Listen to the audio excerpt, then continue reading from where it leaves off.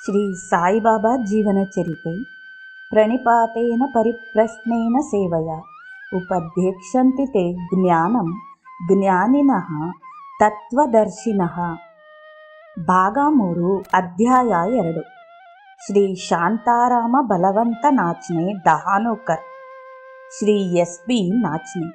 ಇಲ್ಲಿ ನಾವು ಎಸ್.ಬಿ. ನಾಚ್ನೆಯವರು ಬಾಬಾರವರ ಸಂಪರ್ಕ ಪಡೆದು ಬಾಬಾರವರು ಸಾಮಾನ್ಯ ಮನುಷ್ಯನಾದ ನಾಚ್ನೆಗೆ ಹೇಗೆ ಸಹಾಯ ಒದಗಿಸಿದರು ಎಂಬುದನ್ನು ನೋಡೋಣ.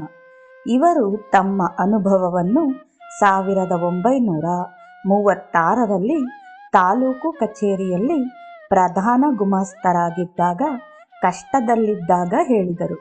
ಇದಕ್ಕಿಂತ ಮುಂಚೆ 1923ರಲ್ಲಿ ಕೆಲವು ಅನುಭವಗಳನ್ನು ಸಾಯಿಲೀಲಾ ಮಾಸಿಕದಲ್ಲಿ ಬರೆದಿದ್ದಾರೆ. ಇವರು ಬಾಬಾ ಅವರ ಬಳಿ 1909ರಲ್ಲಿ ಬಂದರು. ಅವರ ಅಣ್ಣ ಆಗ ಮುಂಬಯಿಯ ಆಸ್ಪತ್ರೆಯೊಂದರಲ್ಲಿ ಗಂಟಲು ಆಪರೇಷನ್ಗೆ ಹೋಗಿದ್ದರು. ದಹಾನುವಿನಲ್ಲಿದ್ದ ನಾಚ್ನೆ ಮತ್ತು ಕುಟುಂಬದವರು ಆಪರೇಷನ್ ಆಗುವುದೋ ಅಂತಿದ್ದಾಗ ಮನೆ ಹೊರಗಡೆ ನಿಂತು, ಅಮ್ಮ, ನನಗೆ 1-2 ರೊಟ್ಟಿ ತುಣುಕು ಕೊಡುವಿರಾ ಎಂದು ಬಾಬಾ ಕೇಳಿದರು. ಅನಂತರ ದಿನದ ಕೊನೆಯಲ್ಲಿ ಶಾಂತಾರಾಮ್ರವರ ಸ್ನೇಹಿತ ಶ್ರೀ ಎಚ್.ಎಂ. ಪೆಂಡ್ಸೆಯವರು ಸಾಯಿಯವರ ಕೃಪೆಯಿಂದ ಆಪರೇಷನ್ ಆಗಿ ಸುಖವಾಗಿದ್ದಾರೆ ಎಂದು ಆಶಿಸುವೆ ಎಂದರು. ಶಾಂತಾರಾಮ್ರವರು ಸಾಯಿಬಾಬಾ ಅವರ ಹೆಸರು ಕೇಳಿದ್ದು ಸಂಜೆ ಹೊತ್ತಿಗೆ. ಶಾಂತಾರಾಮ್ ತಂದೆ ಮುಂಬಯಿಯಿಂದ ಮರಳಿ ಬಂದು ಆಪರೇಷನ್ ಮುಗಿದು ಎಲ್ಲ ಸೌಖ್ಯವಾಗಿದ್ದಾರೆ ಎಂದು ಹೇಳಿದರು. ಆಪರೇಷನ್ ನಂತರ ಓರ್ವ ಸಾಧು ಆಸ್ಪತ್ರೆಯಲ್ಲಿ ಕಾಣಿಸಿಕೊಂಡು ರೋಗಿ ಹತ್ತಿರ ಹೋಗಿ ಆಪರೇಷನ್ ಆಗಿರುವ ಜಾಗದಲ್ಲಿ ಸವರಿ, ಎಲ್ಲವೂ ಒಳ್ಳೆಯದಾಗುತ್ತದೆ ಎಂದು ಹೇಳಿದರು. ಆಪರೇಷನ್ ವಿಜಯವಾಗಿ ಅವರ ಅಣ್ಣ ಎಂದಿನಂತಾದರು. ಆ ವರ್ಷದ ಕೊನೆಯಲ್ಲಿ ಅವರ ತಂದೆ ದಾಸಗಣೂರವರ ಕೀರ್ತನೆಯನ್ನು ಕೇಳಿದರು. ದಾಸಗಣೂರವರು ಶ್ರೀ ಸಾಯಿಯವರು ದತ್ತಾವತಾರ, ಅವರಿಗೆ ಅದ್ಭುತ ಶಕ್ತಿ ಇದೆ, ಕರುಣೆ ಇದೆ ಎಂದು ಕೀರ್ತನೆಯಲ್ಲಿ ಹೇಳಿದರು. ಆಗ ಅವರು ಬಾಬಾರವರ ಚಿತ್ರಪಟವನ್ನು ಮನೆಗೆ ತಂದು ಪೂಜೆ ಆರಂಭ ಮಾಡಿದರು. 1912ರಲ್ಲಿ ಶಾಂತಾರಾಮ್ ಅವರು ಶಿರಡಿಗೆ ಮೊದಲನೇ ಸಾರಿ ಹೋದರು. ಆಗ ಅವರು ರೆವಿನ್ಯೂ ಪರೀಕ್ಷೆಗೆ ಕುಳಿತಿದ್ದರು ಮತ್ತು ಶಿರಡಿಗೆ 2 ಸಂಗಡಿಗರೊಡನೆ ಹೊರಟರು. ಕೋಪರ್ಗಾಮ್ನಲ್ಲಿ ಅಲ್ಲಿನ ಸ್ಟೇಷನ್ ಮಾಸ್ಟರ್ ಇವರುಗಳು ಶಿರಡಿಗೆ ಹೋಗುವುದನ್ನು ತಿಳಿದು ಬಾಬಾರವರನ್ನು ತೆಗಳಿದನು. ಅವನು ಮಾಯಾಜಾಲದ ಮನುಷ್ಯ, ಎಲ್ಲ ಮುಗ್ಧ ಜನಗಳನ್ನು ಬೆರಗುಗೊಳಿಸುತ್ತಿದ್ದಾನೆ ಎಂದು ಹೇಳಿದ. ಇದನ್ನು ಕೇಳಿದ ಶಾಂತಾರಾಮ್ರವರಿಗೆ ದುಃಖವಾಯಿತು. ಬಾಬಾರವರ ಬಗ್ಗೆ ಅನುಮಾನ ಮೂಡಿತು. ಹೇಗೋ ಶಿರಡಿ ತಲುಪಿದರು. ಬಾಬಾರವರು ಲೇಂಡಿಯಿಂದ ಮಸೀದಿಗೆ ಹೋಗುತ್ತಿದ್ದಾಗ ಮೊದಲನೇ ಸಾರಿ ಬಾಬಾ ಅವರನ್ನು ನೋಡಿದರು. ಅವನು ಮತ್ತು ಸ್ನೇಹಿತರು ಬಾಬಾರವರನ್ನು ಭೇಟಿ ಮಾಡಿದರು. ಬಾಬಾರವರು ಶಾಂತಾರಾಮ್ ಕಡೆ ನೇರವಾಗಿ ನೋಡಿ, ಏನು, ನೀನು ಮಮಾಲ್ತಾದಾರರಿಂದ ರಜಾ ಅನುಮತಿ ಪಡೆಯದೇ ಬಂದಿರುವೆ ಎಂದರು. ಅವರು ಹೌದು ಎಂದರು. ಬಾಬಾ ಅವರು ಪುನಃ ಹಾಗೆ ಮಾಡಬೇಡ ಎಂದರು. ಅವರ ಈ ಹೇಳಿಕೆ ಸರಿಯಾಗಿತ್ತು. ಬಾಬಾರವರು ತಮ್ಮ ಅಂತರ್ಜ್ಞಾನವನ್ನು ತಿಳಿಸಿದರು. ನಾಚ್ನೆ ಅವರು ಮಮಲ್ತೆದಾರರ ಅನುಮತಿ ಇಲ್ಲದೆ ಬಂದದ್ದನ್ನು ತಮ್ಮ ಅಂತರ್ಜ್ಞಾನದಿಂದ ತಿಳಿದು ಭಕ್ತನಿಗೆ ತಮ್ಮ ದಯೆ ತೋರಿದರು. ಅಂತರ್ಜ್ಞಾನ ಮತ್ತು ದಯೆಯು ಈ ರೀತಿ ಸ್ಟೇಷನ್ ಮಾಸ್ಟರನ ಹೇಳಿಕೆಯನ್ನು ಸುಳ್ಳು ಮಾಡಿತು. ಆದ್ದರಿಂದ ಬಾಬಾ ಈ ರೀತಿ ಹೇಳಿದರು. ಇದು ಅವರ 3 ದಿನಗಳ ಶಿರಡಿಯಲ್ಲಿ ಮೊದಲನೇ ಅನುಭವ. ಪ್ರತಿಯೊಂದು ಘಟನೆಯು ಬಾಬಾರವರ ದಯೆಯನ್ನು, ಅವರ ಶಕ್ತಿಯನ್ನು ತಿಳಿಸುತ್ತಿತ್ತು. ನಂತರ ನಾಚ್ನೆಯವರು ಬಾಬಾ ಅವರು ದತ್ತಾವತಾರ, ಮೋಸಗಾರರಲ್ಲ ಎಂಬ ನಿರ್ಧಾರಕ್ಕೆ ಬಂದರು.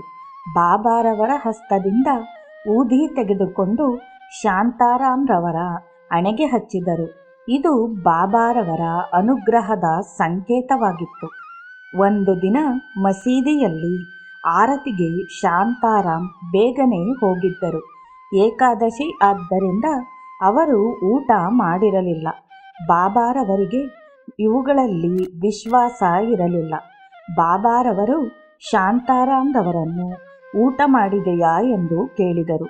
ಅವರು ಈ ದಿನ ಏಕಾದಶಿ ಆದ್ದರಿಂದ ಮಾಡಲಿಲ್ಲ ಎಂದರು. ಅವರ ಇಬ್ಬರು ಸ್ನೇಹಿತರು ಬಹಳ ಮಡಿವಂತರಾಗಿದ್ದರು. ಆದ್ದರಿಂದ ಅವರಿಗೆ ಊಟ ಮಾಡಿ ಎಂದು ಬಾಬಾರವರು ಹೇಳಲಿಲ್ಲ. ಬಾಬಾರವರು ನೀನು ಹೋಗಿ ಊಟ ಮಾಡಿ ಬಾ ಎಂದರು. ಆಗ ಶಾಂತಾರಾಮ್ ಊಟದ ಮನೆಗೆ ಹೋಗಿ ಊಟ ಕೇಳಲು ಅಲ್ಲಿದ್ದವರು ಈ ದಿನ ಏಕಾದಶಿ, ಆರತಿ ಮುಗಿದಿಲ್ಲ, ಶಾಂತಾರಾಮ್ ಊಟ ಕೇಳುವುದೇ ಎಂದರು. ಶಾಂತಾರಾಮ್ ಹಿಂತಿರುಗಿದರು. ಪುನಃ ಬಾಬಾ ಊಟ ಆಯಿತೆ ಎಂದು ಕೇಳಿದರು. ಶಾಂತಾರಾಮ್ ಅವರು ಇಲ್ಲ, ಆರತಿ ಆದ ನಂತರ ಊಟ ಮಾಡುವೆ ಎಂದರು. ಬಾಬಾರವರು ಹೋಗು, ಆರತಿ ತಡವಾಗಲಿ, ಅದು ನಿನ್ನ ಊಟದ ನಂತರ ಆಗುತ್ತದೆ ಎಂದರು. ಶಾಂತಾರಾಮ್ರವರು ವಾಡಾದಲ್ಲಿದ್ದವನಿಗೆ ಬಾಬಾ ಮಾತನ್ನು ತಿಳಿಸಿದರು. ಆಗ ಅವನು ಆಹಾರ ನೀಡಬೇಕಾಯಿತು. ಇದು ಬಾಬಾರವರು ಶಾಂತಾರಾಮ್ರವರ ಮೇಲಿಟ್ಟ ಪ್ರೀತಿ ತೋರಿಸುತ್ತದೆ. ಊಟ ಆದ ನಂತರ ಶಾಂತಾರಾಮ್ ಮಸೀದಿಗೆ ಆರತಿಗೆ ಬಂದರು. ಎಲೆ ಅಡಿಕೆ ತಂದಿದ್ದರು. ಬಾಬಾರವರು ಸ್ವಲ್ಪ ತೆಗೆದುಕೊಂಡು ಅವನಿಗೆ ಜಗಿಯಲು ಹೇಳಿದರು. ಏಕಾದಶಿ ದಿನ ಯಾರೂ ಎಲೆ ಅಡಿಕೆ ಹಾಕಿಕೊಳ್ಳುವುದಿಲ್ಲ. ಆದರೆ ಶಾಂತಾರಾಮ್ರವರು ಅದನ್ನು ತಿನ್ನಬೇಕಾಯಿತು. ಆರತಿ ಆದ ನಂತರ ಬಾಬಾರವರು ದಕ್ಷಿಣೆ ಕೇಳಿ ಶಾಂತಾರಾಮ್ರವರಿಂದ 4 ರೂಪಾಯಿಗಳನ್ನು, ವೈದ್ಯರಿಂದ 16 ರೂಪಾಯಿಗಳನ್ನು ಪಡೆದರು. ಅವನ ಸ್ನೇಹಿತ ಡಾಟೆನಿಂದ ದಕ್ಷಿಣೆ ಕೇಳಲಿಲ್ಲ. ಡಾಟೆ ಅವರಿಗೆ ಬಾಬಾರವರಿಗೆ ದಕ್ಷಿಣೆ ಕೊಡಬೇಕು ಎಂದುಕೊಂಡಿರಲಿಲ್ಲ. ಡಾಟೆ ಅವರಿಗೆ ಬಾಬಾರವರಲ್ಲಿ ಮರ್ಯಾದೆ ಅಷ್ಟಿರಲಿಲ್ಲ. ಆದ್ದರಿಂದ ಅವರು ಅವನಿಂದ ದಕ್ಷಿಣೆ ಕೇಳಲಿಲ್ಲ. 3 ದಿನಗಳಲ್ಲಿ ಎಚ್.ಎಸ್. ದೀಕ್ಷಿತ್, ಜೋಗ್ ಮತ್ತು ದಾಬೋಲ್ಕರ್ ಅವರುಗಳು ಇದ್ದಾಗ ಬಾಬಾರವರು ನಾನು ಇವನ ಮನೆಗೆ ಊಟಕ್ಕೆ ಹೋಗಿದ್ದೆ, ಅವನು ನನಗೆ ಬೆಂಡೆಕಾಯಿ ಪಲ್ಯ ಕೊಡಲಿಲ್ಲ ಎಂದರು. ಕೂಡಲೇ ಶಾಂತಾರಾಮ್ರವರಿಗೆ 3 ವರ್ಷಗಳ ಹಿಂದೆ ಅಂದರೆ 1909ರಲ್ಲಿ ಓರ್ವ ಸಾಧು ಅವರ ಮನೆಗೆ ಬಂದು ಬೊಂಬಯಿಯಲ್ಲಿ ತಮ್ಮ ಅಣ್ಣನ ಗಂಟಲು ಆಪರೇಷನ್ನಲ್ಲಿ ಸಹಾಯ ಮಾಡಿದ ನೆನಪು ಬಂದಿತು. ಆ ಸಾಧುವು ಹೆಚ್ಚು ಕಡಿಮೆ ಬಿ.ವಿ. ನರಸಿಂಹಸ್ವಾಮಿಯ ತರಹ ಕಂಡರು. ಆದರೆ ಮಸೀದಿಯಲ್ಲಿ ಬಾಬಾ ತರಹ ಅಲ್ಲ. ಶಾಂತಾರಾಮ್ರವರು ಬಾಬಾ ಅವರನ್ನು ನನ್ನ ರೆವಿನ್ಯೂ ಪರೀಕ್ಷೆ ಏನಾಗುತ್ತದೆ ಎಂದು ಕೇಳಿದರು. ಬಾಬಾರವರು ಅಲ್ಲಾ ಮಾಲಿಕ್ ಎಂದು ಹೇಳಿ ತಮ್ಮ ಅಭಯ ಹಸ್ತವನ್ನು ಅವರ ಶಿರದ ಮೇಲೆ ಇಟ್ಟರು. ಶಾಂತಾರಾಮ್ ಪರೀಕ್ಷೆಯಲ್ಲಿ ತೇರ್ಗಡೆ ಹೊಂದಿದ್ದರು. ಮಾರನೇ ದಿನ ಬಾಬಾರವರು ಬಹಳ ಕೋಪದಿಂದ ಇದ್ದರು. ಎಲ್ಲವನ್ನೂ ಕಿತ್ತು ಬಿಸಾಡುವಷ್ಟು ಕೋಪದಲ್ಲಿ ಮಸೀದಿಯಲ್ಲಿದ್ದರು. ಯಾರಿಗಾಗಿ ಕೋಪ, ಏತಕ್ಕಾಗಿ ಕೋಪ ಎಂಬುದಂತೂ ಯಾರಿಗೂ ತಿಳಿದಿರಲಿಲ್ಲ. ಬಾಬಾರವರು ಎದ್ದು ಕುಣಿದಾಡುತ್ತಾ ಇದ್ದರು. ಅವರ ಕಣ್ಣುಗಳು ಕೆಂಪಾಗಿದ್ದವು. 15 ನಿಮಿಷಗಳ ಕಾಲ ಯಾರೂ ಮಸೀದಿ ಒಳಗೆ ಕಾಲಿಡಲಿಲ್ಲ. ಎಲ್ಲರೂ ಓಡಿ ಹೋದರು. ಶಾಂತಾರಾಮ್ ಮತ್ತು ಇತರರು ಬಾಬಾರವರಿಗೆ ಹುಚ್ಚು ಹಿಡಿದಿದೆ ಎಂದು ಅನುಮಾನಿಸಿದರು. ಕೊನೆಗೆ ಬಾಬಾ ಸಮಾಧಾನ ಚಿತ್ತರಾದರು. ಆಗ ಶಾಂತಾರಾಮ್ ಮತ್ತು ಅವನ ಸ್ನೇಹಿತರು ಶಿರಡಿಯನ್ನು ಬಿಡಲು ಅನುಮತಿ ಬೇಡಿದರು. ಅವರು ಊದಿಕೊಟ್ಟು ಅನುಮತಿ ನೀಡಿದರು. ಆ ಸಮಯದಲ್ಲಿ ಬಾಬಾರವರು ಶಾಂತಾರಾಮ್ರವರಿಗೆ ಆಶೀರ್ವಚನ ನೀಡಿದರು. ಶಾಂತಾರಾಮ್ರವರಿಗೆ ದಾಹನುವಿನಿಂದ ಬಾಂಬೆಗೆ ವರ್ಗಾವಣೆ ಬೇಕಿತ್ತು. ಆಗ ಬಾಬಾರವರೇ ಸ್ವತಃ ಕೆಲಸಕ್ಕೆ ಬಾಂಬೆಗೆ ಬಾ ಎಂದರು. ಈ ಭವಿಷ್ಯ ನಿಜವಾಗಲು ಆ ವರ್ಷ ಬೇಕಾಗಿತ್ತು. 1918ರಲ್ಲಿ ಶಾಂತಾರಾಮ್ರವರಿಗೆ ಬಾಂದ್ರಾಗೆ ವರ್ಗ ಆಯಿತು. ಶಾಂತಾರಾಮ್ರವರು ಮಾಮಲ್ತೆದಾರರ ಅನುಮತಿ ಇಲ್ಲದೆ ದಾಹನೂ ಬಿಟ್ಟದ್ದು ಬಿ.ವಿ. ದೇವ್ ಮಾಮಲ್ತದಾರರಿಗೆ ಗೊತ್ತಿತ್ತು. ಅವರು ಅವರಿಗೆ ಎಚ್ಚರಿಕೆ ಕೊಟ್ಟು ಸುಮ್ಮನಾದರು. ಇದಾದ ನಂತರ ಶಾಂತಾರಾಮ್ರವರು ಶಿರಡಿಗೆ ಆಗಾಗ್ಗೆ ಬರುತ್ತಿದ್ದರು. 1913ರಲ್ಲಿ ಪುನಃ ಶಿರಡಿಗೆ ಹೊರಟರು. ಆಗ ಎಚ್.ಎಂ. ಪೆನ್ಸೆ ಅವರ ಸ್ನೇಹಿತ ಇವರನ್ನು ಸಂಧಿಸಿ, ನನಗೆ ಶಿಕ್ಷೆ ಆಗಿ ಕಾರಾಗೃಹವಾಸ ವಿಧಿಸಲಾಗಿದೆ. ನಾನು ಬೇಲ್ ಮೇಲೆ ಬಿಡುಗಡೆ ಹೊಂದಿ ಪುನಃ ಅಪೀಲ್ ಮಾಡಲಿದ್ದೇನೆ ಎಂದು ಶಾಂತಾರಾಮ್ ತಿಳಿಸಿ, ನನ್ನ ಬಗೆಗೆ ಬಾಬಾರವರಲ್ಲಿ ಸಹಾಯ ಬೇಡಿ. ಪೇನ್ಸೆಯವರು ಮುಗ್ಧ, ಏನೂ ತಿಳಿಯದವ, ತೊಂದರೆಯಲ್ಲಿದ್ದಾನೆ ಮತ್ತು ಬಾಬಾ ಸಹಾಯ ಬೇಕು ಎಂದು ಕೇಳು ಎಂದರು. ಆ ಸಾರಿ ಶಾಂತಾರಾಮ್ರವರು ಶಿರಡಿ ತಲುಪಿದರು. ಆಗ ಚಾವಡಿಯಲ್ಲಿ ಬೆಳಗಿನ ಆರತಿ ಆಗುತ್ತಿತ್ತು. ಬಾಬಾರವರು ಕೋಪ ಸ್ವಭಾವದಲ್ಲಿದ್ದರು. ಆದರೂ ಶಾಂತಾರಾಮ್ರವರನ್ನು ನೋಡಿದ ತಕ್ಷಣ ಅವರು ಏನೊಂದು ಹೇಳುವ ಮೊದಲೇ ಬಾಬಾ ಅವರು, ಅವನಿಗೆ ಹೇಳು, ಅವನು ಯಾವ ವಿಧವಾದ ಆತಂಕ ಪಡದೇ ಇರಲಿ, ಅಪೀಲ್ ಮಾಡಿದರೆ ಶಿಕ್ಷೆಯಿಂದ ತಪ್ಪಿಸಿಕೊಳ್ಳುತ್ತಾನೆ ಎಂದರು. ಪೆನ್ಸೆ ಅಪೀಲ್ ನಂತರ ಬಿಡುಗಡೆ ಆದರು. ಎಸ್. ಬಿ. ನಾಚ್ನೆಯವರ 1913ರ ಭೇಟಿಯಲ್ಲಿ ಬಾಬಾರವರು, ನಾನು ಹುಚ್ಚರ ಗುಂಪಿನಲ್ಲಿರುವವರನ್ನು ನಂಬಬಾರದು ಎಂದರು.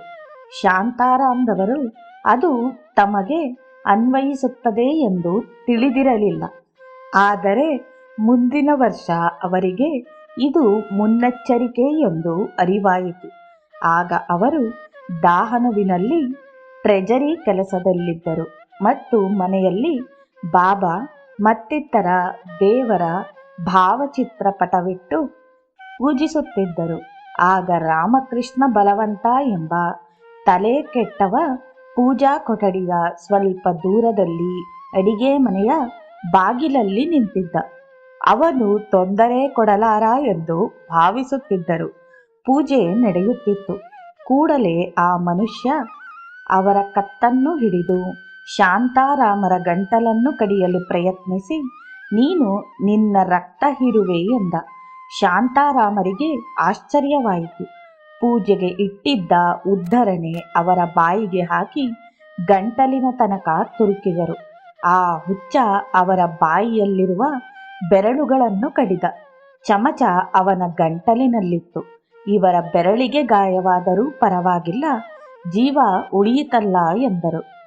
ಅವರು ತಮ್ಮ ಕೈಗಳನ್ನು ಅವನ ಬಾಯಿಂದ ತೆಗೆಯಲು ಪ್ರಯತ್ನಿಸುತ್ತಿದ್ದಾಗ ಅವನ ತಾಯಿ ಮತ್ತಿತರರು ಆ ಹುಚ್ಚನನ್ನು ಎಳೆದು ಹಾಕಿದರು. ಏತನ್ಮಧ್ಯೆ ಶಾಂತಾರಾಮರಿಗೆ ಜ್ಞಾನ ತಪ್ಪಿತು. ಬಹಳ ಹೊತ್ತಿನ ನಂತರ ಚೇತರಿಸಿಕೊಂಡರು. ಹುಚ್ಚನ ಕಡಿತದಿಂದ ಬೆರಳುಗಳಿಗೆ ಗಾಯವಾಗಿದ್ದು ಅನಂತರ ವಾಸಿಯಾಯಿತು. ಹುಚ್ಚ ಅವರನ್ನು ಸಾಯಿಸುವುದರಲ್ಲಿದ್ದ. ಬಾಬಾರವರ ದಯೆಯಿಂದ ಸಾವನ್ನು ತಪ್ಪಿಸಿಕೊಂಡರು.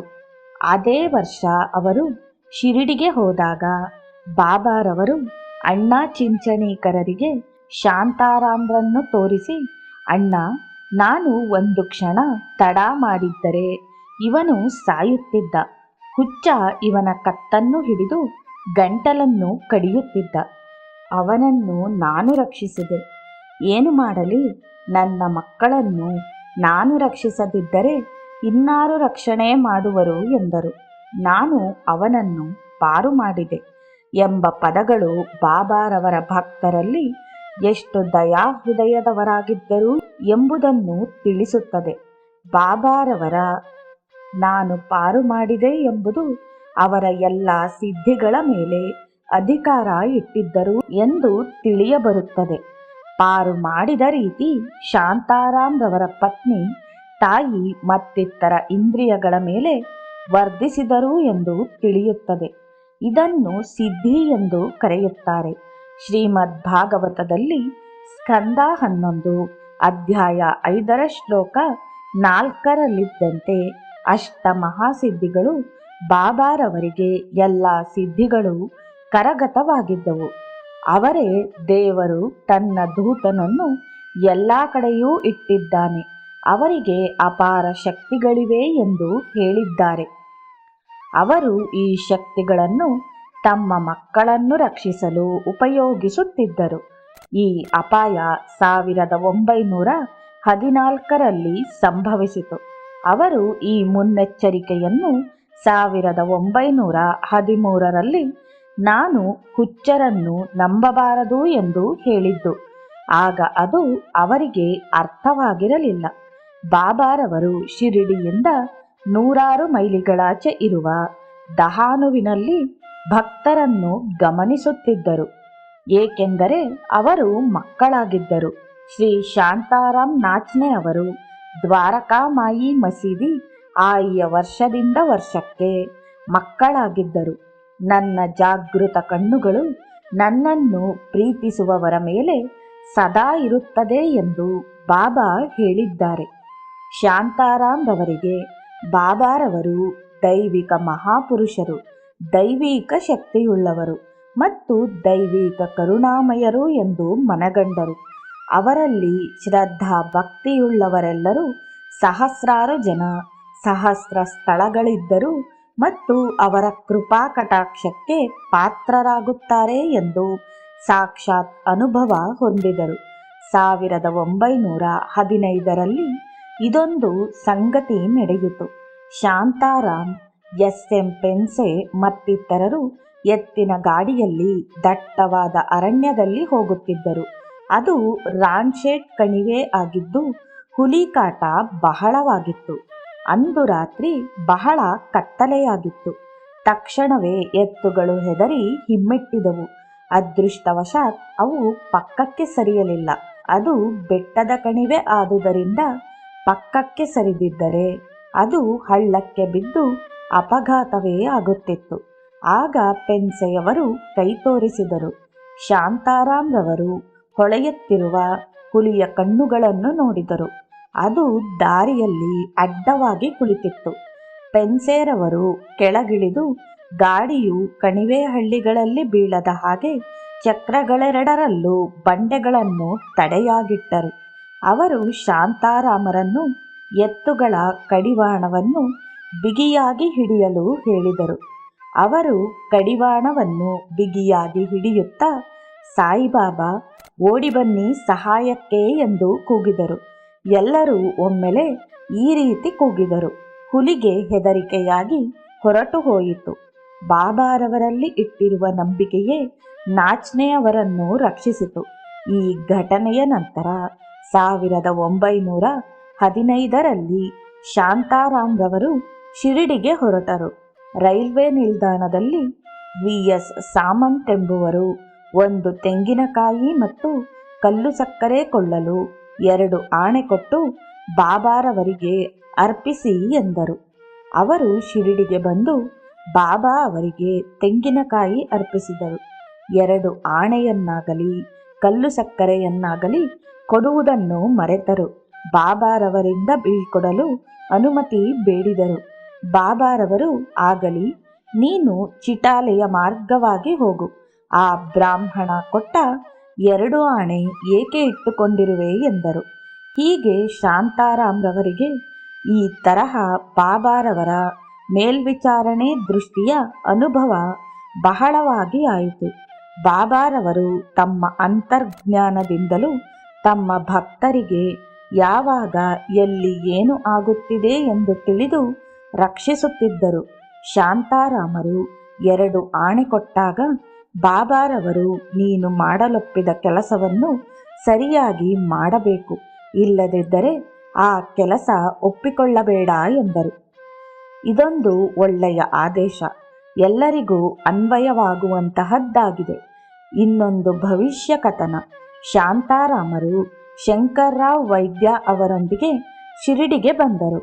ಆಗ ಬಾಬಾ ಅವರನ್ನು 10 ರೂಪಾಯಿ ದಕ್ಷಿಣೆ ಕೇಳಿದರು. ಅವರು ನಮ್ಮಲ್ಲಿ ಹಣವಿಲ್ಲ ಎಂದಾಗ ಬಾಬಾ ಅವರು 32 ರೂಪಾಯಿ ಕೊಡಿ ಎಂದರು. ಪುನಃ ಅವರು ನಮ್ಮಲ್ಲಿ ಹಣವಿಲ್ಲ ಎಂದರು. ಬಾಬಾ ಅವರು 64 ರೂಪಾಯಿ ಕೊಡಿ ಎಂದರು. ಇದು ಭವಿಷ್ಯದಲ್ಲಿ ನಿಜವಾಯಿತು. 1916ರಲ್ಲಿ ಬಾಬಾರವರು ರೋಗಗ್ರಸ್ತರಾದರು. ಅವರು ಬೇಗ ಗುಣವಾಗಲೆಂದು ಭಕ್ತರುಗಳು ಸಹಾಯ ನಡೆಸಿದರು. ಖರ್ಚಿಗೆ ಹಣ ಸಂಗ್ರಹವಾಗಬೇಕಿತ್ತು. ಶಾಂತಾರಾಮ್ ಶಂಕರ್ ವೈದ್ಯ ಅವರು ದಾಬೋಲ್ಕರ್ ಅವರ ಬೇಡಿಕೆಯ ಮೇಲೆ ಹಣ ಸಂಗ್ರಹ ಮಾಡಿ 64 ರೂಪಾಯಿ ಪಡೆದುಕೊಟ್ಟರು. 1915ರಲ್ಲಿ ಶಾಂತಾರಾಮರಿಗೆ ಕುಟುಂಬದಲ್ಲಿ ಅನೇಕ ವಿಪತ್ತುಗಳು ಒದಗಿದವು. ಅವರ ಪತ್ನಿಗೆ ಹುಟ್ಟಿದ ಮಕ್ಕಳು ಕಾಲವಾದವು. ಆಗ ಅವರ ಪತ್ನಿ ಬಾಬಾರವರ ಬಳಿ ಹೋಗಿ ಸಂತತಿ ಕರುಣಿಸಿ ಎಂದು ಕೇಳಿದರು. ಎಂದಿನಂತೆ ಅವರು ಒಂದು ತೆಂಗಿನಕಾಯಿ ತೆಗೆದುಕೊಂಡು ಹೋಗಿದ್ದರು. ಅವರು ತೆಂಗಿನಕಾಯಿಯನ್ನು ಅವಳ ಸೆರಗಿನ ಬಳಿ ಎಸೆದರು. ಬಾಬಾ ಅವರ ಕಣ್ಣುಗಳಲ್ಲಿ ಅಶ್ರು ಧಾರಾಕಾರವಾಗಿ ಸುರಿಯುತ್ತಿತ್ತು. ಅವರು ಶಾಂತಾರಾಮರನ್ನು ಕುಳ್ಳಿರಿಸಿಕೊಂಡು ಕಾಲನ್ನು ನೀವುವಂತೆ ಹೇಳಿದರು. ಬಾಬಾರವರು ಅಲ್ಲಾ ಮಾಲಿಕ್ ಅಂದರೆ ಎಲ್ಲವೂ ಆ ದೇವರ ಆಜ್ಞೆ ಎಂದರು. ಶಾಂತಾರಾಮರು ಬಾಬಾ ಅವರನ್ನು ಆಲಂಗಿಸಿದರು. ಇದು ಶಾಂತಾರಾಮ ಬಾಬಾ ಅವರ ಪರಸ್ಪರ ಗಾಢವಾದ ಮೈತ್ರಿಯನ್ನು ಸೂಚಿಸುತ್ತಿತ್ತು.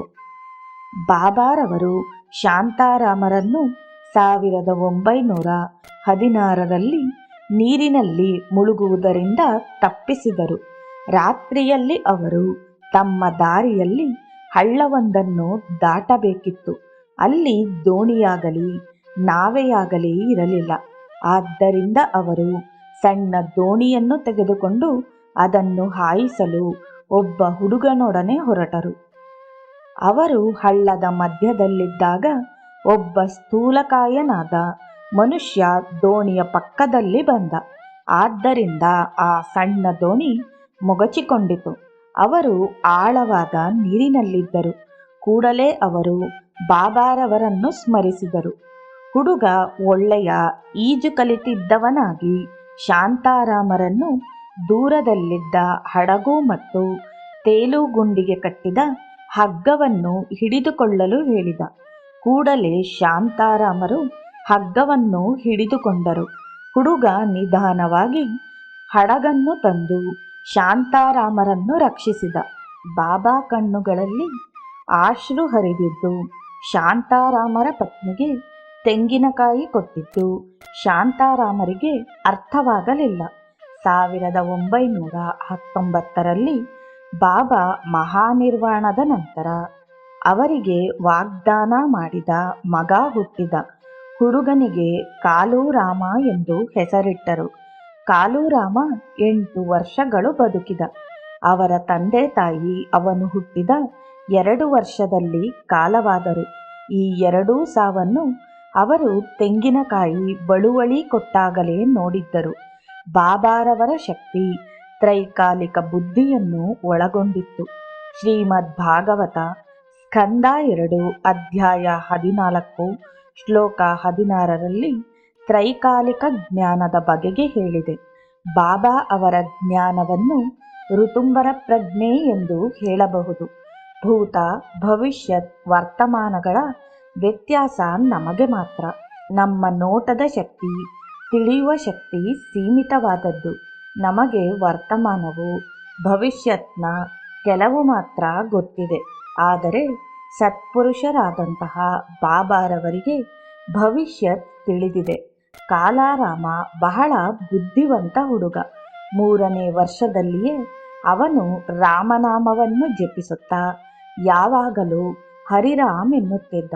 ಆಗಲೇ ಅವನ ತಾಯಿ ಮೃತಳಾದಳು. ಇದು ಮೂಲ ನಕ್ಷತ್ರ ಜನ್ಮದ ದೆಸೆಯೆಂದಾಗಿರಬಹುದು. ಆ ಹುಡುಗ ಊಹಿಸಿದ್ದಕ್ಕಿಂತ ಹೆಚ್ಚಾಗಿದ್ದು ಎಲ್ಲವನ್ನೂ ತಿಳಿದಿದ್ದ. ಅವರ ಪಕ್ಕದ ಮನೆಯ ಹೆಗ್ಡೆಯವರು ಆ ಹುಡುಗನಿಗೆ ಕೃಷ್ಣ ಲೀಲೆಯ ಜ್ಞಾನ ಬಲವಾಗಿದ್ದು ಇವನು ಹಿಂದೆ ದ್ವಾಪರದ ಕೃಷ್ಣನ ಸಂಗಡಿಗನಾಗಿದ್ದ ಎಂದು ತೋರುತ್ತದೆ ಎಂದಿದ್ದರು. ಆ ಹುಡುಗ ಆಗಾಗ್ಗೆ ಕೃಷ್ಣ ನನ್ನನ್ನು ಪೀಡಿಸುತ್ತಿದ್ದ. ನಾನು ಅವನ ಕಾಲುಗಳನ್ನು ಎಳೆದು ಚುಚ್ಚುತ್ತಿದ್ದೆ. ನಾನು ಹರಿಯನ್ನು ತಲೆ ಎತ್ತಿ ನೋಡಿದಾಗ ಹರಿ ನನ್ನ ತಲೆಯ ಮೇಲೆ ಮೊಸರು ಗಡಿಗೆಯನ್ನು ಹಾಕಿದ. ಆಗ ಮನೆಯಾಕೆ ಬಂದಳು ಎಂದ. ಹೆಗ್ಡೆ ಅವರು ಆ ಹುಡುಗ ಹರಿವಿಜಯ ಭಾಗವನ್ನು ಹೇಳುತ್ತಿದ್ದ. ಒಂದು ದಿನ ಆ ಹುಡುಗ ಒಂದು ಮೂಲೆಯಲ್ಲಿ ನಿಶ್ಚಲವಾಗಿ ಕುಳಿತಿದ್ದ. ಅವನ ಕಣ್ಣಾಲಿಗಳು ಮೇಲಕ್ಕೆದ್ದವು. ಅವನು ತಲೆಯನ್ನು ಬಟ್ಟೆಯಿಂದ ಮುಚ್ಚಿಕೊಂಡಿದ್ದ. ಶಾಂತಾರಾಮ್ರವರು ಏಕೆ ತಲೆಗೆ ಹೊದ್ದುಕೊಂಡಿದ್ದೀಯಾ ಎಂದು ಕೇಳಲು ಅವನು ನಕ್ಕು, ಅದು ನನ್ನ ಸಾಧನೆಯ ಸಾಮಾನ್ಯ ರೀತಿ ಎಂದ. ಅವನು ಯೋಗ ವಿದ್ಯೆಯಲ್ಲಿ ಪರಿಣಿತನಾದಂತೆ ತೋರುತ್ತಿತ್ತು. ಒಂದು ನಿಯತಕಾಲಿಕದಿಂದ ಓಂ ಚಿತ್ರವನ್ನು ಕತ್ತರಿಸಿ ತನ್ನ ಎರಡೂ ಕಡೆ ಇದ್ದ ಗೋಡೆಗೆ ಅಂಟಿಸಿದ. ಹಿಸ್ ಮಾಸ್ಟರ್ ವಾಯ್ಸ್ನ ಚಕ್ರವನ್ನು ತೋರಿಸಿ ಅವನು ತಂದೆಗೆ ಇದೇನು ಎಂದ. ಇದು ಹಿಸ್ ಮಾಸ್ಟರ್ಸ್ ವಾಯ್ಸ್ನ ಜಾಹೀರಾತು ಎಂದರು. ಕಾಲು ಅದಕ್ಕೆ ಇದು ಶ್ರೀಕೃಷ್ಣನ ವಿಶೇಷವಾದ ಸಂದೇಶ ಎಂದ. ತಂದೆ ಏನದು ಎಂದು ಕೇಳಲು ಕಾಲುವು ಇನ್ನೊಂದು ಪ್ರಶ್ನೆ ಹಾಕಿದ.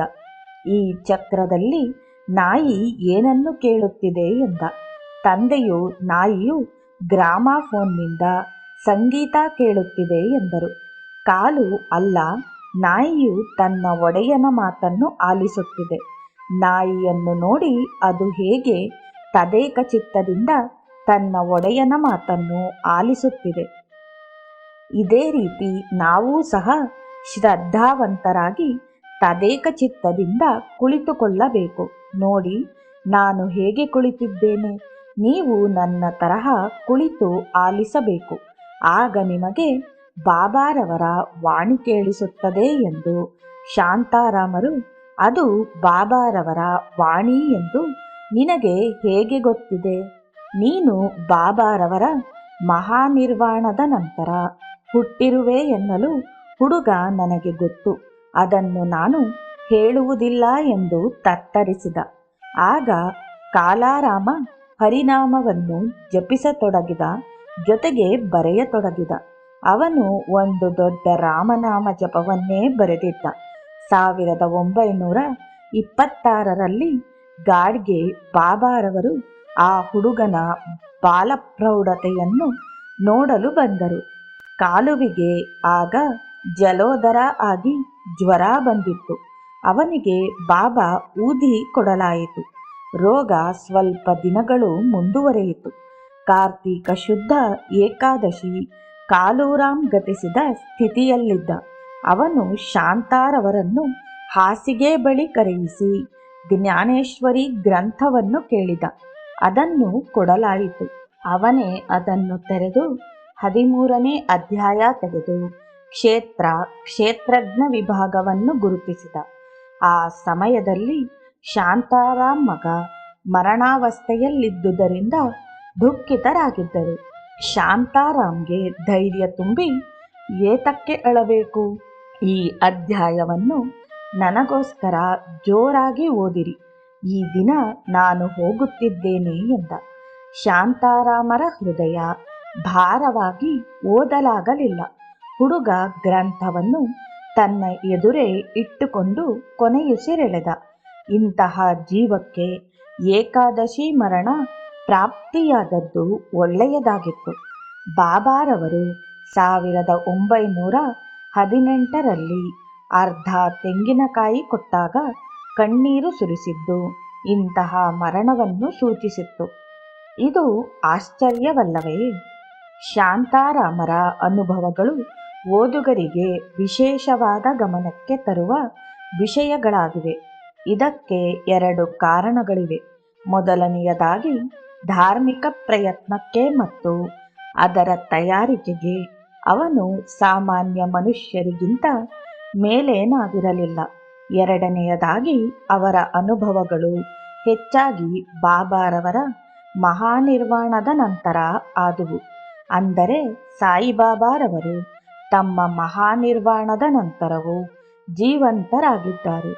ಎಲ್ಲ ಕಡೆಯೂ ಜಾಗೃತ ದೃಷ್ಟಿ ಹರಿಸಿ ಎಲ್ಲರನ್ನೂ ಎಲ್ಲ ಕಾಲದಲ್ಲಿಯೂ ಎಲ್ಲ ಸ್ಥಳಗಳಲ್ಲಿಯೂ ರಕ್ಷಿಸುತ್ತಿರುತ್ತಾರೆ. ಹೆಜ್ಜೆ ಹೆಜ್ಜೆಗೂ ಪ್ರತಿಯೊಂದು ವಿಧದಲ್ಲಿಯೂ ಶಾಂತಾರಾಮ್ರಷ್ಟೇ ಅಲ್ಲ, ಅವರ ಕುಟುಂಬವನ್ನು ಸಹ ರಕ್ಷಿಸುತ್ತಿದ್ದುದು ಶಾಂತಾರಾಮರು ಬಾಬಾರವರಲ್ಲಿಟ್ಟಿದ್ದ ಪ್ರಶ್ನಾತೀತ ಭಕ್ತಿ, ಶ್ರದ್ಧೆ, ವಿಶ್ವಾಸವನ್ನು ತೋರುತ್ತದೆ. ಬಾಬಾ ಅವರನ್ನು ತಮ್ಮ ಮಗು ಎಂದೇ ಭಾವಿಸಿದ್ದರು.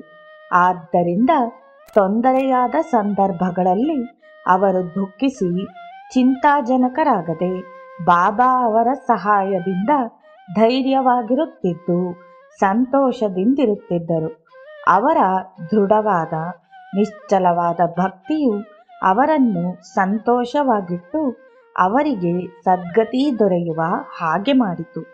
ನಾವು ಈಗ ಅವರ ಮಕ್ಕಳಿಗೆ ಮತ್ತು ಕುಟುಂಬ ವರ್ಗದವರಿಗೆ ಒದಗಿದ ಅಪಾಯಗಳನ್ನು ನೋಡೋಣ. ಆನಂದ 2 ವರ್ಷದ ಬಾಲಕ, ಬಹಳ ಚುರುಕು ಮತ್ತು ತುಂಟ.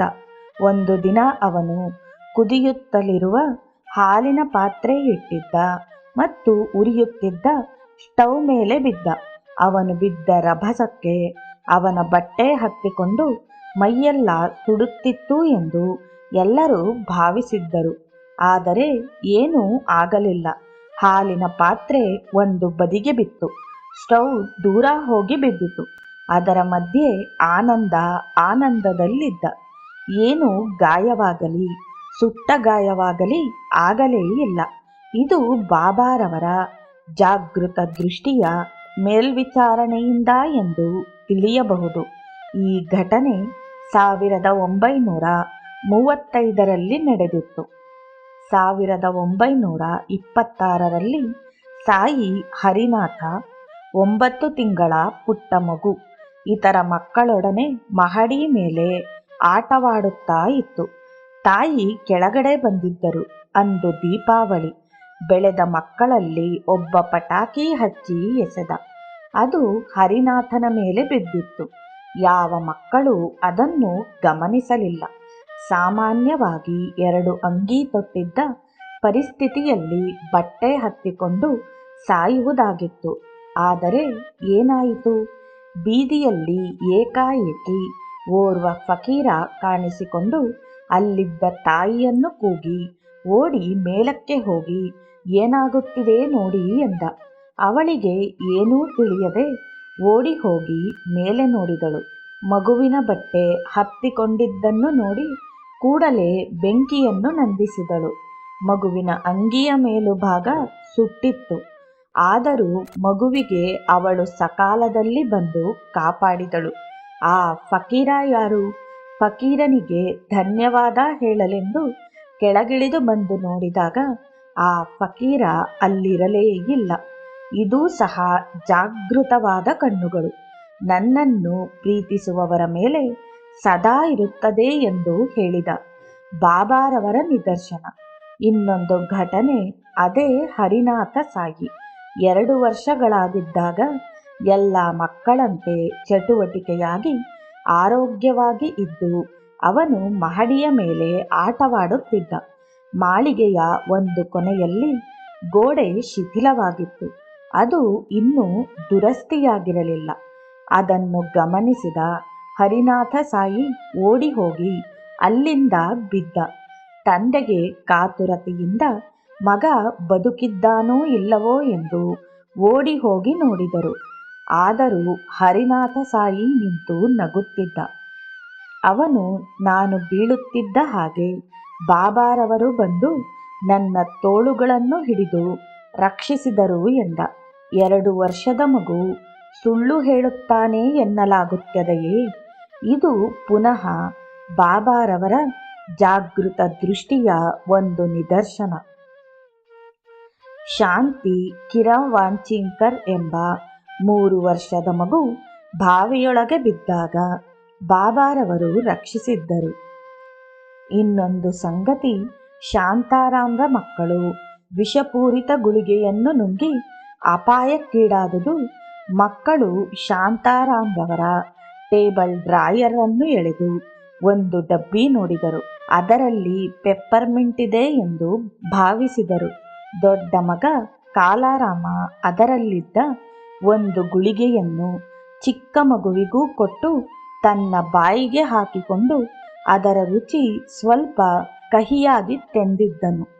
ಆಗ ಅವರಿಗೆ ಕಿರಿಕಿರಿಯಾಯಿತು. ಆಗ ಅವನು ತಾಯಿಯ ಹತ್ತಿರ ಬಂದು ತೋರಿಸಿದ. ಬಾಯಿಯಲ್ಲಿ ಸ್ವಲ್ಪ ಗುಳಿಗೆ ಅಂಟಿಕೊಂಡಿತ್ತು. ಅದು ಚೂಯಿಂಗಮ್ ತರಹ ಇತ್ತು. ತಾಯಿ ಅದನ್ನು ತೆಗೆದಳು. ಹುಡುಗರಿಗೆ ಅದು ಎಲ್ಲಿತ್ತು ಎಂದು ಕೇಳಲು ಡ್ರಾಯರ್ನಲ್ಲಿ ಚಿಕ್ಕ ಡಬ್ಬ ತೋರಿಸಿದರು. ಅದು ಬಹಳ ವಿಷಕರವಾದ ಮೆಗ್ನೀಷಿಯಂ, ಫಾಸ್ಫರಸ್ ಇತ್ಯಾದಿಗಳ ಮಿಶ್ರಣವಾಗಿತ್ತು. ಅದು ಹತ್ತಿಸಿದಾಗ ಹೊಗೆ ಬಂದು ಹಾವಿನ ತರಹ ಏಳುತ್ತಿತ್ತು. ಅದಕ್ಕೆ ಅದನ್ನು ಪ್ಯಾರೋ ಸ್ನೇಕ್ ಎನ್ನುತ್ತಾರೆ. ವೈದ್ಯರನ್ನು ಕರೆಸಿ ಅವರಿಗೆ ಎನಿಮಾ ಕೊಟ್ಟರು. ಅದರಿಂದ ಪ್ರಯೋಜನವಾಗಲಿಲ್ಲ. ಆಗ ಶಾಂತಾರಾಮ್ರು ಸ್ವಲ್ಪ ಊದಿಯನ್ನು ತೆಗೆದುಕೊಂಡು ನೀರಿಗೆ ಬೆರೆಸಿ ಕುಡಿಸಿದರು.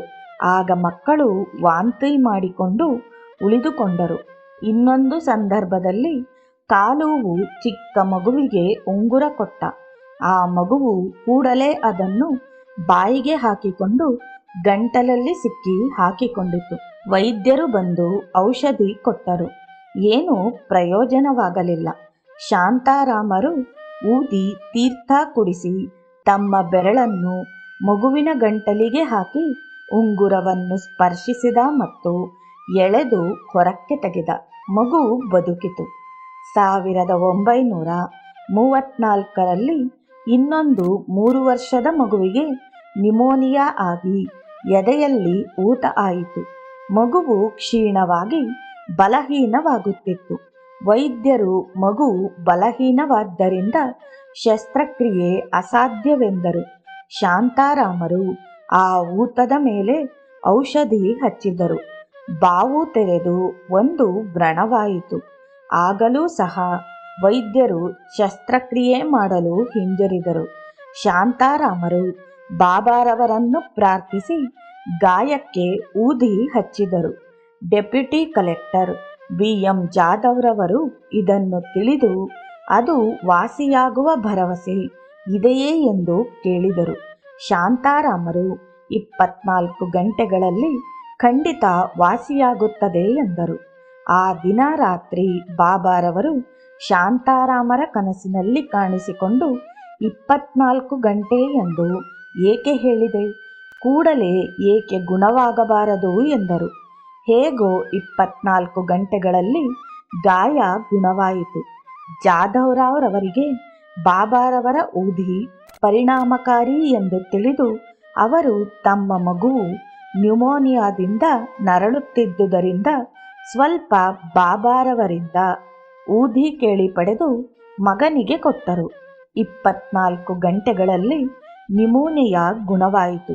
ಸಾಯಿ ಸಹಸ್ರನಾಮದಲ್ಲಿ ಕೃಷ್ಣನು ಗೋಪಿಯರನ್ನು ಸಂರಕ್ಷಿಸಿದಂತೆ ಸಾಯಿಬಾಬಾರವರು ಶಾಂತಾರಾಮ್ ನಾಚ್ನೆ ಸಂಸಾರವನ್ನು ಕಾಪಾಡಿದರು ಎಂದು ಹೇಳಿದೆ. ಶಾಂತಾರಾಮರು ತಮ್ಮ ಮಕ್ಕಳಿಗಷ್ಟೇ ಅಲ್ಲ, ಇತರರಿಗೂ ಸಹ ಪ್ರಾರ್ಥನೆ ಮಾಡುತ್ತಿದ್ದರು. 1928ರಲ್ಲಿ ಅವರು ಅಂಧೇರಿಯ ಮನೆಯ ಮಹಡಿಯಲ್ಲಿ ಕುಳಿತಿದ್ದರು. ಚಿಕ್ಕದಾದ ಗಲ್ಲಿಯಲ್ಲಿ ಒಂದು ಕಾರು ವೇಗವಾಗಿ ಬರುತ್ತಿದ್ದುದನ್ನು ನೋಡಿದರು. ಕಾರು ಸಮೀಪಿಸುತ್ತಲೇ ಒಂದು ಚಿಕ್ಕ ಹುಡುಗಿ ಅಡ್ಡಲಾಗಿ ಚಲಿಸಲಾರದೇ ಆಯಿತು. ಶಾಂತಾರಾಮರು ಅಪಘಾತವಾಗುವುದೆಂದು ಬಗೆದು ಬಾಬಾ ಅವಳನ್ನು ರಕ್ಷಿಸಿ ಎಂದು ಕೂಗಿದರು. ಆಶ್ಚರ್ಯವೋ ಎಂಬಂತೆ ಕಾರು ಅವಳ ಮೇಲೆ ಹಾಯ್ದು ಹೋಗುವುದರಲ್ಲಿದ್ದರೂ ನಿಂತಿತು. ಕಾರಿನ ಬ್ರೇಕನ್ನು ಪರೀಕ್ಷಿಸಿದಾಗ ಅದು ಸರಿಯಾಗಿ ಕೆಲಸ ಮಾಡುತ್ತಿರಲಿಲ್ಲವೆಂದು ತಿಳಿಯಿತು. ಹೇಗೋ ಒಂದು ಕಲ್ಲು ಗೇರ್ ಬಾಕ್ಸ್ನಲ್ಲಿ ಸೇರಿಕೊಂಡು ಕಾರು ನಿಂತಿತು. ಮಗುವನ್ನು ಕೂಡಲೇ ಆಸ್ಪತ್ರೆಗೆ ಸಾಗಿಸಲಾಯಿತು. ವೈದ್ಯರು ಮಗು ಉಳಿಯುವುದು ಕಷ್ಟಕರ ಎಂದರು.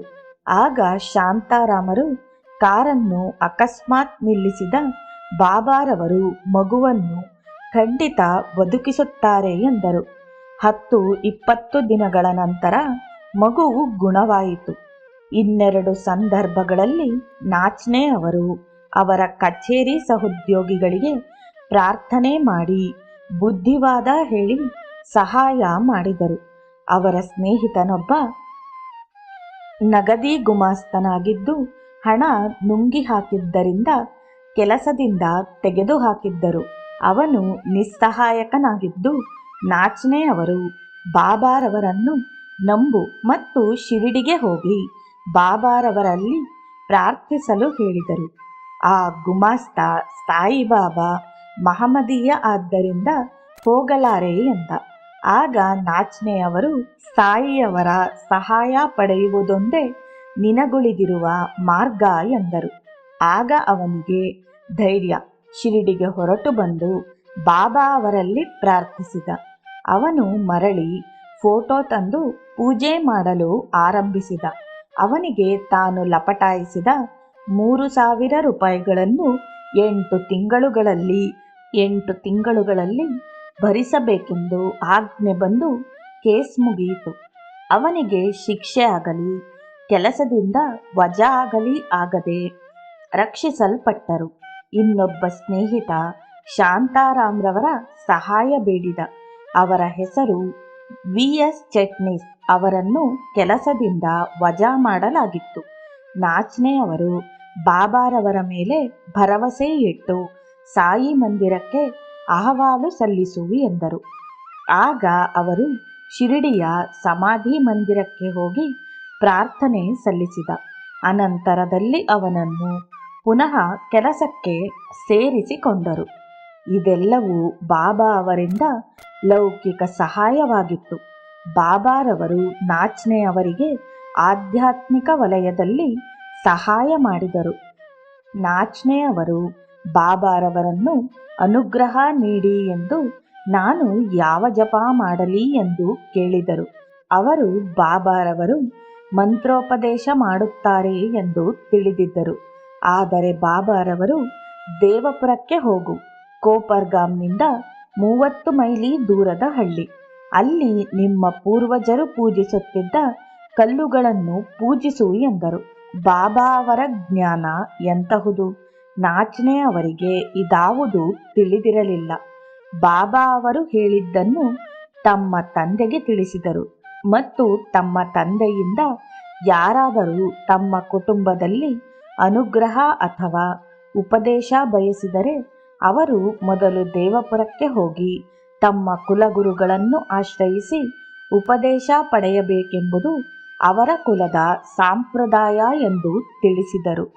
ಒಂದು ಜ್ಞಾನೇಶ್ವರಿ ಹಸ್ತಪ್ರತಿಯನ್ನು ಬಾಬಾ ಭಾಗವತರು ನಾಚ್ನೆ ಕುಟುಂಬದ 5ನೇ ಪೂರ್ವಜರಿಗೆ ನೀಡಿದ್ದರು. ಅದನ್ನು ಅವರ ಮನೆಯಲ್ಲಿಟ್ಟಿದ್ದರು. ಶ್ರೀ ನಾಚ್ನೆ ಉಪದೇಶ ಪಡೆಯುವವರು ಆ ಪ್ರತಿಯನ್ನು ದೇವಪುರಕ್ಕೆ ಗುರುಗಳ ಬಳಿಗೆ ತೆಗೆದುಕೊಂಡು ಹೋಗಿ ಉಪದೇಶ ಪಡೆಯಬೇಕಿತ್ತು. ಆ ಸಮಯದಲ್ಲಿ ಅಲ್ಲಿನ ಕಲ್ಲುಗಳನ್ನು ಪೂಜಿಸಬೇಕಿತ್ತು.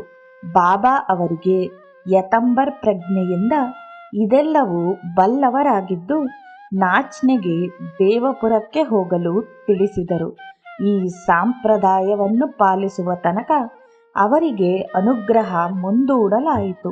ಇನ್ನು ಅವರ ಕುಟುಂಬದ ಸದಸ್ಯರಿಗೆ ಬಾಬಾರವರು ಆಧ್ಯಾತ್ಮಿಕ ಬೆಳವಣಿಗೆಗೆ ಆಶೀರ್ವದಿಸಿದರು. ಶಾಂತಾರಾಮ್ರವರ ಪತ್ನಿ 1926ರಲ್ಲಿ ಕಾಲವಾದರು. ಆಧ್ಯಾತ್ಮಿಕ ದೃಷ್ಟಿಯಲ್ಲಿ ಅವರ ಅಂತ್ಯ ಸುಖವಾಗಿತ್ತು. ಅವಳು ಕೊನೆಯ ತನಕ ಎದುರಿನಲ್ಲಿಯೇ ಬಾಬಾ ಅವರ ಫೋಟೋ ಇಟ್ಟುಕೊಂಡಿದ್ದಳು. ಮರಣಕಾಲ ಸಮೀಪಿಸುತ್ತಿರುವಾಗ ಅವಳು ಶಾಂತಾರಾಮ್ರನ್ನು ಪಕ್ಕದಲ್ಲಿ ಕುಳ್ಳಿರಿಸಿ ವಿಷ್ಣು ಸಹಸ್ರನಾಮವನ್ನು ಜೋರಾಗಿ ಪಠಿಸಲು ಹೇಳಿದಳು. ಶಾಂತಾರಾಮರು ಹಾಗೆಯೇ ಮಾಡಿದರು. ಅವಳು ದೇಹತ್ಯಾಗ ಮಾಡಿದಾಗ ಕೊನೆಯಲ್ಲಿ ರಾಮ ರಾಮ ಎಂದು ಹೇಳಿ ಕೊನೆಯುಸಿರೆಳೆದಳು. ಭಗವದ್ಗೀತೆ ಶ್ಲೋಕ 6ರ ಪ್ರಕಾರ ಅವಳಿಗೆ ಸದ್ಗತಿ ದೊರಕಿತು. ಯಂ ಯಂ ಪಾಪಿ ಸ್ಮರನ್ ಭಾವಂತ ಜತ್ಯನೋ ಕಲೇವರಂ ಶತಮೇ ವೈತಿ ಕೌಂತೇಯ ಸದಾ ತದ್ಭಾವ ಭಾವಿತ. ಅಂದರೆ ಕುಂತಿಯ ಮಗನಾದ ಅರ್ಜುನನೇ, ವ್ಯಕ್ತಿಯು ತನ್ನ ದೇಹವನ್ನು ಬಿಡುವಾಗ ಯಾವ ಭಾವವನ್ನು ಸ್ಮರಿಸುವನೋ ಅದೇ ಭಾವವನ್ನು ನಿಶ್ಚಯವಾಗಿಯೂ ಪಡೆಯುವನು. ಅವರ 2ನೇ ಪತ್ನಿ 1929ರಲ್ಲಿ ಗತಿಸಿದಳು. ಅವರು ಅವಳಿಗೆ ಸದ್ಗತಿ ದೊರಕಿಸಲು ಏನು ಮಾಡಬೇಕೆಂದು ಕಾತುರರಾಗಿದ್ದರು. ಆದ್ದರಿಂದ ಅವಳ ಮೂಳೆಗಳನ್ನು ನಾಸಿಕದ ಗೋದಾವರಿಯಲ್ಲಿ ತಕ್ಕ ಸಂಸ್ಕಾರದಿಂದ ವಿಸರ್ಜಿಸಬೇಕಿತ್ತು. ಅವರ ತಂದೆ ರೋಗಗ್ರಸ್ತರಾಗಿದ್ದರಿಂದ ಅವರು 3 ವರ್ಷದ ಮೊಮ್ಮಗನನ್ನು ಇರಿಸಿಕೊಂಡು ಮನೆಯಲ್ಲೇ ಇದ್ದರು. ಶಾಂತಾರಾಮ್ ನಾಚ್ನೆ ಅವರು ಕಿಸೆಯಲ್ಲಿ 80 ರೂಪಾಯಿ ಇಟ್ಟುಕೊಂಡು ಒಬ್ಬರೇ ವಿಕ್ಟೋರಿಯಾ ರೈಲ್ವೆ ನಿಲ್ದಾಣಕ್ಕೆ ಬಂದರು. ಯಾರ ಸಹಾಯವೂ ಇರಲಿಲ್ಲ. ಏನು ಮಾಡಬೇಕೆಂಬುದು ತಿಳಿದಿರಲಿಲ್ಲ. ರೈಲ್ವೆ ನಿಲ್ದಾಣದಲ್ಲಿ ಅವರಿಗೆ ಓರ್ವ ಪ್ರಯಾಣಿಕ ಭೇಟಿಯಾಗಿ ಎಲ್ಲವನ್ನೂ ವಿಚಾರಿಸಿ ತಿಳಿದು ಅವರಿಗೆ ಸಹಾಯ ಮಾಡಿದ.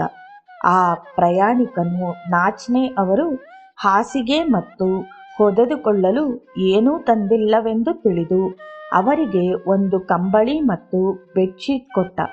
ಅವರು ಇವುಗಳನ್ನು ಅಷ್ಟು ಬೇಗ ಹೇಗೆ ಒದಗಿಸಿದರು ಎಂದು ಕೇಳಲು ಅವನು ತಾನು ಹತ್ತಿರವಿರುವ ಬಾಂಬೆ ಆರ್ಟ್ ಸ್ಕೂಲ್ನಲ್ಲಿ ಜವಾನ ಮತ್ತು ತನ್ನ ಹೆಸರು ಗಣಪತ್ ಶಂಕರ್ ಎಂದು ತಾನು ನಾಸಿಕ್ಗೆ ಹೋಗುವುದಾಗಿ ತಿಳಿಸಿದ. ಅವನು ಶಾಂತಾರಾಮರನ್ನು ಅವರ ಹಣವನ್ನು ನೋಡಿಕೊಳ್ಳುತ್ತೇನೆ ಎಂದು ಮಲಗಲು ಹೇಳಿದ.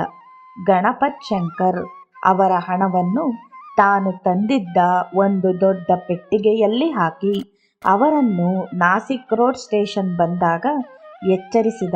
ಅವನು ಬಸ್ಗೆ, ಪುರೋಹಿತರಿಗೆ ಇತ್ಯಾದಿಗಳಿಗೆ ಹಣ ಕೊಡುತ್ತಾ ಬಂದ. ಅವನು ನಾಚ್ನೆಯವರನ್ನು ಅವರ ಕಾರ್ಯಗಳನ್ನು ಗಮನಿಸಿದ. ಅವನು ಅವರನ್ನು ರಾಮಕುಂಡದ ತನಕ ಹಿಂಬಾಲಿಸಿ ಹೇಗೆ ಮೃತ ಪತ್ನಿಯ ಅಸ್ಥಿಯನ್ನು ಹಿಡಿದುಕೊಂಡು ಗೋದಾವರಿಯಲ್ಲಿ ವಿಸರ್ಜಿಸಬೇಕು ಎಂದು ತಿಳಿಸಿ ಸಹಾಯ ಮಾಡಿದ. ಅವನು ನಾಸಿಕದ ಮುಖ್ಯ ದೇವಾಲಯಗಳ ತನಕ ಅವರ ಜೊತೆ ಇದ್ದು ನಂತರ ಪುನಃ ಸಂಧಿಸೋಣ ಎಂದು ಹೊರಟು ಹೋದ. ಶಾಂತಾರಾಮರು ಅಂಧೇರಿಗೆ ಮರಳಿ ಬಂದು ಬಾಂಬೆ ಸ್ಕೂಲ್ ಆಫ್ ಆರ್ಟ್ಸ್ಗೆ ಹೋಗಿ ಗಣಪತ್ ಶಂಕರ್ ಅವರ ಬಗೆಗೆ ವಿಚಾರಿಸಿದರು. ಆದರೆ ಅಲ್ಲಿ ಆ ಹೆಸರಿನ ಜವಾನ ಯಾರೂ ಇರಲಿಲ್ಲ ಎಂದು ತಿಳಿದು ಬಂದಿತು. ಈ ಎಲ್ಲ ವಿದ್ಯಮಾನವು ಬಾಬಾರವರು ಅವರ ಭಕ್ತರನ್ನು ಹೇಗೆ ರಕ್ಷಿಸಿ ಸಹಾಯ ಮಾಡುತ್ತಾರೆ ಎಂಬುದು ಸ್ಪಷ್ಟವಾಗುತ್ತದೆ. ಬಾಬಾರವರು ಶಾಂತಾರಾಮರ ತಾಯಿಯ ಕನಸಿನಲ್ಲಿ ಕಾಣಿಸಿಕೊಂಡು ಅವಳಿಗೆ ಮದುವೆ ವಿಷಯಗಳಲ್ಲಿ ಸಹಾಯ ಮಾಡಿದರು. ಶಾಂತಾರಾಮ್ ಮತ್ತು ಅವರ ತಂದೆಯವರು ದಾಸಗಣು ಅವರಿಂದ ಸಾಯಿ ಭಕ್ತರಾದರು. ಆದರೆ ಶಾಂತಾರಾಮ್ರ ಹೇಳಿಕೆ ಮತ್ತು ಅನುಭವಗಳಿಂದ ಅನೇಕ ಜನ ಬಾಬಾ ಅವರ ಬಳಿಗೆ ಬರುವಂತಾಯಿತು. ಶಾಂತಾರಾಮ್ ನಾಚ್ನೆಯವರು ಎಲ್ಲ ವಿಧದಲ್ಲಿಯೂ ಬಾಬಾರವರಿಗೆ ಅಮೂಲ್ಯ ಸೇವೆ ಸಲ್ಲಿಸಿದ್ದಾರೆ. ಎಲ್ಲಕ್ಕಿಂತ ಹೆಚ್ಚಾಗಿ ಓದುಗರೂ ಸಹ ಶಾಂತಾರಾಮರಂತೆ ಸಾಧನೆ ಗಳಿಸಿ ಬಾಬಾರವರಿಂದ ರಕ್ಷಿಸಲ್ಪಟ್ಟು ಶಾಂತಾರಾಮರು ಹೊಂದಿದ್ದ ಸಹಾಯದಂತೆ ತಾವು ಬಾಬಾರವರಿಂದ ಸಹಾಯ ಪಡೆಯಬಹುದು. ಶಾಂತಾರಾಮ್ರವರು ಬಾಬಾರವರನ್ನು ಎಷ್ಟು ಪ್ರೀತಿಸುತ್ತಿದ್ದರು ಎಂದರೆ ಬಾಬಾ ಅವರಿಗೆ ಯಾವ ತೊಂದರೆಯೂ ಆಗಬಾರದು ಎಂದು ಬಯಸಿದ್ದರು. ಒಂದು ಸಾರಿ ಅವರು ಬಾಬಾರವರ ಕಾಲುಗಳನ್ನು ನೀವುತ್ತಿದ್ದಾಗ ಓರ್ವ ದೃಢಕಾಯ ಮಹಿಳೆ ಮೌಸಿಬಾಯಿ ಬಾಬಾರವರ ಹೊಟ್ಟೆ ನೋವನ್ನು ಹೋಗಿಸಲು ಬಂದಳು. ಅವಳು ಬಿಸಿ ಇಟ್ಟಿಗೆಯನ್ನು ಬಾಬಾರವರ ಹೊಟ್ಟೆಯ ಮೇಲೆ ಇರಿಸಿ ಒತ್ತಿದ ನಂತರ ತೆಗೆಯುತ್ತಿದ್ದಳು. ಅವಳ ಕೈ ಒತ್ತಡದಿಂದ ಬಾಬಾರವರಿಗೆ ತೊಂದರೆಯಾಗುತ್ತದೆ ಎಂಬ ಭಾವನೆಯಿಂದ ಶಾಂತಾರಾಮ್ ನಾಚ್ನೆ ಅವರು ಕಂಗೆಟ್ಟು, ಬಾಬಾರವರನ್ನು ರಕ್ಷಿಸಿ, ಕ್ರೂರಿಯಾಗಬೇಡಿ, ಹೋಗಿ ಹೋಗಿ ಎಂದು ಕೂಗಿದರು. ಬಾಬಾರವರು ಕೂಡಲೇ ಕುಪಿತರಾಗಿ ನಾಚ್ನೆಯವರನ್ನು ಹೊರಟು ಹೋಗು ಎಂದರು. ಏಕೆಂದರೆ ನಾಚ್ನೆಯಂತೆಯೇ ಪ್ರೀತಿಯಿಂದ ಮೌಸಿಬಾಯಿಯೂ ಸಹ ಬಾಬಾರವರ ಸೇವೆ ಮಾಡುತ್ತಿದ್ದಳು. ಇಲ್ಲಿಗೆ ಭಾಗ 3ರ 2ನೇ ಅಧ್ಯಾಯವು ಸಮಾಪ್ತಿಯಾಯಿತು.